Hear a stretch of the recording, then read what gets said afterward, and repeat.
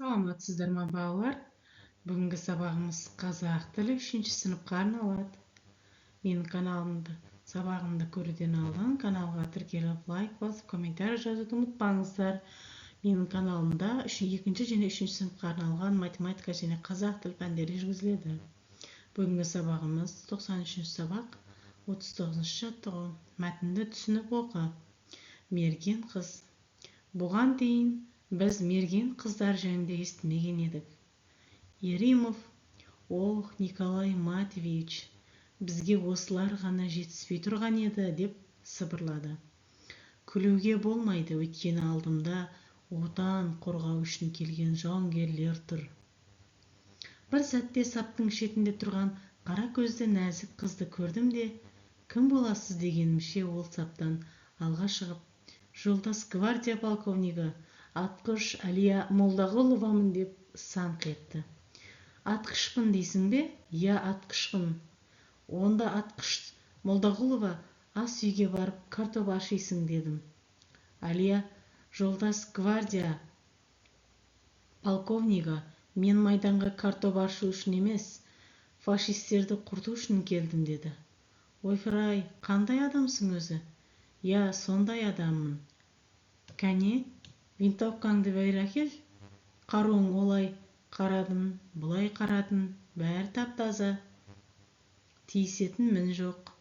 Осы сәтте винтовкадағы ВЛКСМ орталық комитетінен мерген Әлия Молдағұловаға деген жазуды көрдім де сасып қалдым. Қызым, бар фашистерді жайрат, деуден басқа ештеңе айта алмадым. Әлия мен алғаш рет осылай кездестім. Дәуренов алғашқы қарлығаштар кітабының. Мәтін мазмұны бойынша бір-біріңе сұрақ қой. Сені көшедегі журналист тоқтатып, Әлия Молдағұлованың ерлігі туралы не білесің деп сұрақ қойса, не деп жауап берер едің?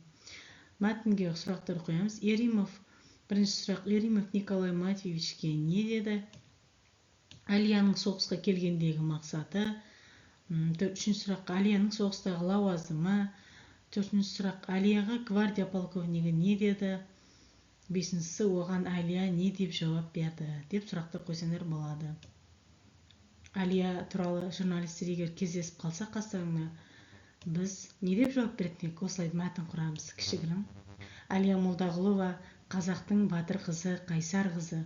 Ол фашистерге қарсы соғыста 80-нен аса әскер мен офицерлердің көзін жойған. Ол снайперлер мектебін бітірген. Қазақтың мерген қызына 1944 жылы Кеңес одағы батыры атағы берілген. Біз осылай қазақтың нағыз батыр қызымен мақтануымыз керек, балалар. Мұндай қазақ батыр қыздары көбейе берсін халқымызда. Осылай бізде жазып қоясыздар, балалар. Ендігі жаттығуымыз етістіктерге тиісті жұрнақтарды қосып оқы. Олар қандай етістіктер екенін айт.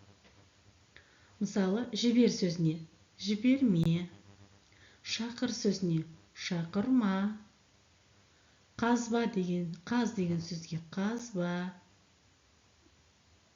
төз деген сөзге төзбе, теп деген сөзге теппе деген. Жалғаулар жалғап, жұрнақтар жалғап жазсаңдар болады. Бұл етістіктердің барлығын болымсыз етістік деп аталады. Па, пе, ма, ми, ба, пе деген жұрнақтар жалғанған барлық етістікті біз болымсыз етістік деп атамыз. Болымсыз етістік дегеніміз іс-әрекеттің болдырмай тұрған түрін айтамыз. Келесі жаттығуымыз 41-ші жаттығу. Туған күн кездесу. Басқа да мерекелерге шақыру қағаздарын алып көрдің бе? Шақыру қағаздары не үшін және қалай жазылады?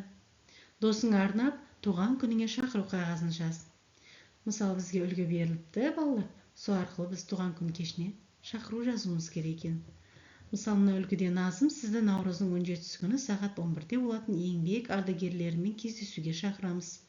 Ұйымдастырушылар атынан деп жазылған екен. Сіздерді дәл осылай қағазға жазып, әдемі гүлдеп, сәндеп жазсаңыздар болады. Мысалы, туған күнге шақыратын болсаңыздар, Шұғыла, мен сені наурыздың 8-сі күні сағат 12-де болатын туған күн кешіне шақырамын.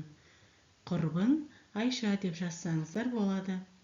Дәл осылай қағазға жазып, гүлдерді мен сәндеп құрбыңызға берсеңіз болады екен, балалар.